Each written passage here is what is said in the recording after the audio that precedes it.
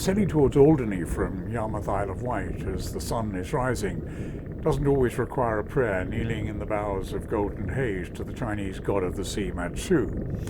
It certainly can't do any harm. My plan was to catch the last half of the ebb tide down the Needles Channel and make landfall in Alderney some 12 or 13 hours later.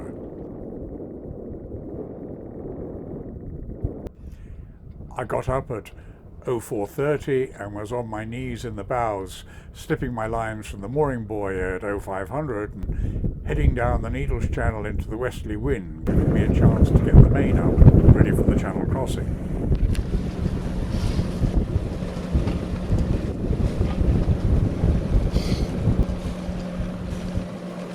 Catching the tide right was important, as although into a brisk westerly wind I was only making 3.5 knots through the water, with the lift of the tide I was making over 6 knots over the ground.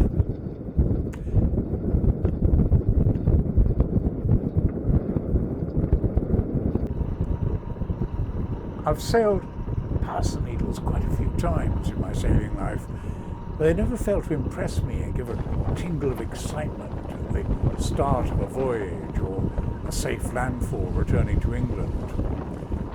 The Needles Channel has a fast tidal flow, and it's important to get your timing right, or you're going to have a very, very slow passage up or down it. Get it right, and you'll have a wonderful moving platform under your hull.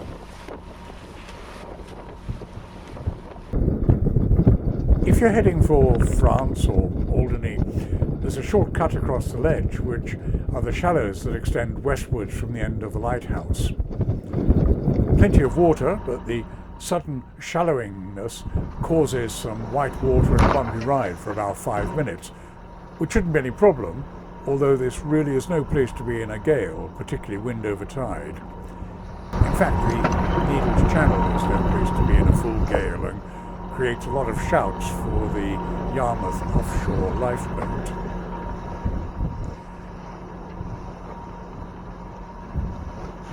Heading for Alderney. And I'm now, 14-15 miles offshore, heading towards the westbound shipping lane. There's another yacht in sight, and according to AIS, there's a load behind me. Probably going quite so early. I've now got a decent set of reefs in the main. I really had it overpowered. I had the full main up and one reef in the headsail, and I was steaming along at between 7 and 8 knots, but I was over on my ear and the whole thing was out of control. So I've now reefed the main down to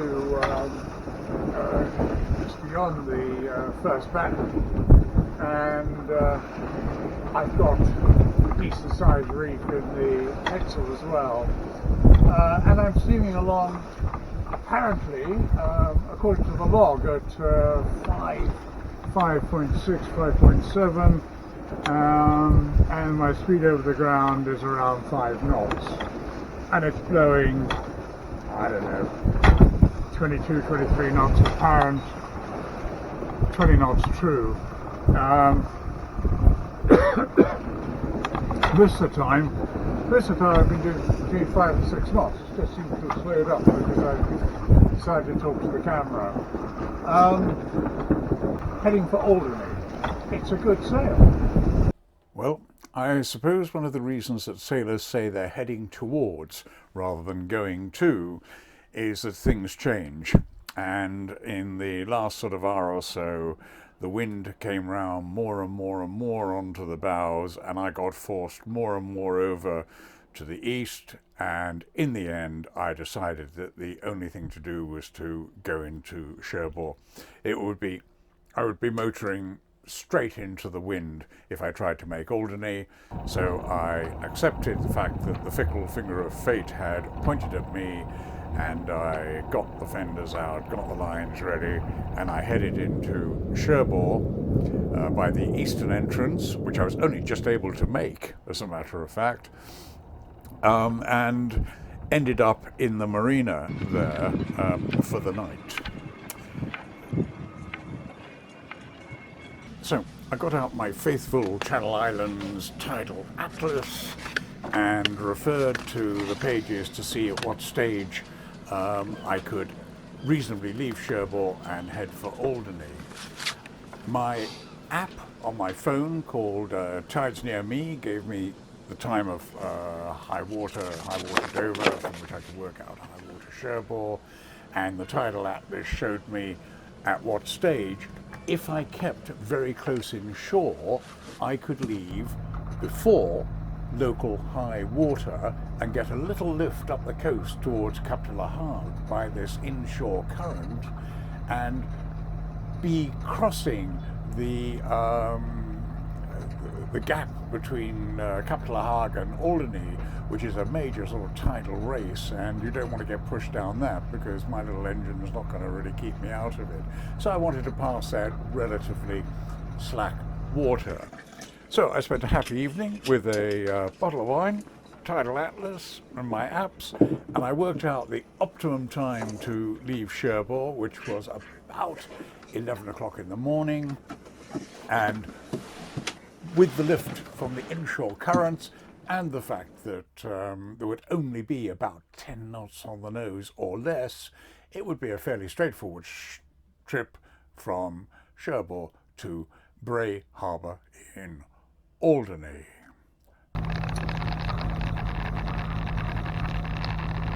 So, as you can probably hear, I'm motoring away like stink out of Cherbourg, which is some 5 or 6 miles behind me now, towards Alderney, along the French coast, close inshore. I spent a lot of time last night with the tidal atlas, plotting exactly when inshore here the tide would turn and give me a good lift towards Alderney before high water at Alderney Race, where I would love to be in a few hours' time.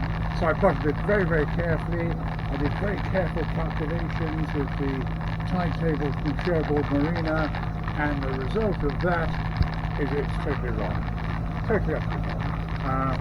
I'm making 5.5 knots over through the water and making 3 knots over the ground. So all that effort was a total waste of time. It just hasn't worked out, or I've got it totally wrong, which is equally possible. But where the tidal atlas says there is a inshore countercurrent, there isn't. Let me assure you. Whatever I said about tidal atlases, this is a very, very serious place. Probably one of the most, or if not the most serious, in the British Isles. The tidal race round Cap de la Hague reaches incredible proportions. The speeds on springs are such that very few sailing yachts would have the engine power to motor against them and would be going full throttle into the tidal stream and still be going backwards over the ground. It is very, very important to plan your arrival at Alderney Race at slack water, either at high water or at low water, so you can go across the top of the race without being pushed southwards into the Channel Islands. And let me say, coming back from Dartmouth the other day, directly into Alderney, I had a major fright when I got to the Casquettes, as the tidal stream was running very hard indeed, and despite all my efforts, as the wind died, I found myself being pushed down towards the Casquettes rocks, which are a considerable area, very hard indeed. When you're reading a tidal atlas, when you look at the arrows, the thickness of each arrow represents the amount of strength of the tidal stream. Thicker the arrow, more tidal stream there is. The numbers represent neap tides and spring tides. That is the rate that the tide is flowing at spring tide. In the example immediately in front, 2.8 means 2.8 knots. Then there's a dot, and that number was for neaps. 6.8, that's the number for springs, 6.8 knots. In the middle of this picture, you can see 21 and 50, and a pretty thick tidal arrow. 2.1 is at neap tides, and 50 knots is at spring tides. And of course, if you're somewhere between the two, then you have to make an interpolation. There's a reasonable amount of freight traffic, ships heading for the Channel Islands, St Malo, places like that. And Alderney is in view almost all the way from Cap de la Hague. And the entrance, although there are some rocks off to port, is pretty straightforward. What you're looking for is the long concrete wall built by the Germans, I think, during World War II, which leads down to the 70 trot moorings laid out in 3 lanes to mooring buoys, each one with a number. If you arrive any time, much afternoon in the summer, I think you're going to begin to have a problem finding a buoy, as I did. I'd left at 11. It must have been about 1700 when I got here, and as I made the discovery patrol around the mooring buoys, I found there was only one left free. So I headed up to that, just hoping that another boat didn't come in before me, follow me in and go straight for the buoy ahead of me. Anyway, I motored up towards it, bit of a stream running, bit of wind running, and the problem single handling always is you've got to leave the wheel and get yourself to sort of somewhere around midships in order to hook the buoy. But my purchase in Port Solent proved to be pretty good. This is how it works. In theory, you hook round the buoy, you pull, and you end up with 2 bits of rope in your hand. Very clever, very, very smart.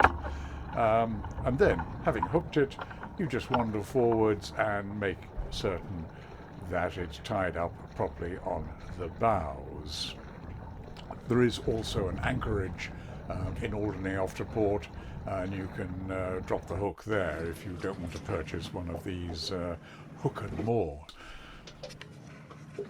There's absolutely no necessity whatsoever to have a dinghy and an outboard to get ashore. There's a water taxi service that runs from, I don't know, early in the morning until midnight and charges £2, 2 Guernsey pounds per person per trip. And, frankly, that's peanuts compared to the effort of blowing up a dinghy. When I was a young man and I used to visit this island, nobody used their dinghies and outboards. Everybody used the water taxi.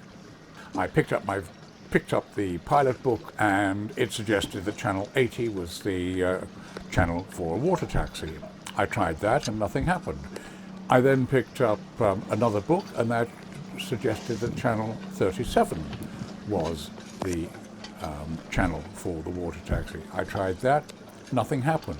So in desperation, I telephoned Mainbrace, who are the chandlers in the tiny little Chubby Harbour, I think it's called, in the corner, and asked them if they still ran the water taxi, to which they said, no, it's run by the government and it is now on channel 73. The result of this is that people who've never been here before, who aren't even sure there is a water taxi, try calling on VHF the numbers in all the pilot books and guide books and everything else, and they get no response.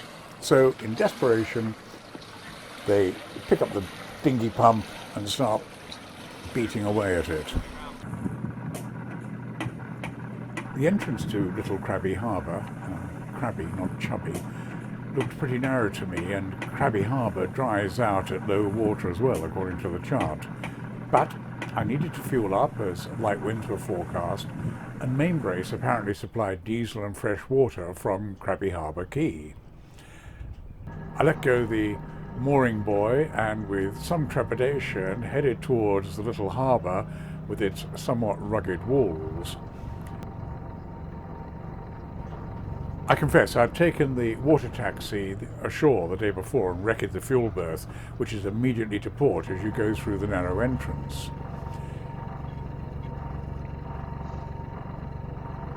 The office advised me not to motor around the harbour as there were lazy lines everywhere to all the small boats, and that when I was finished getting both diesel and water, to go out astern.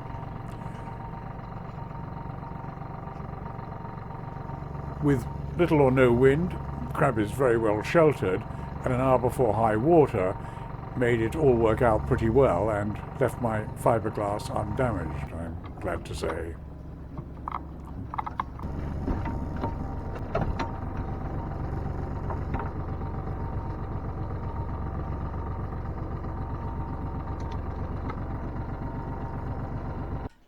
The dinghy dock and I guess the water taxi rank at the end of this pontoon is situated almost beside Crabby Harbour entrance if you're coming in with your boat in your own dinghy.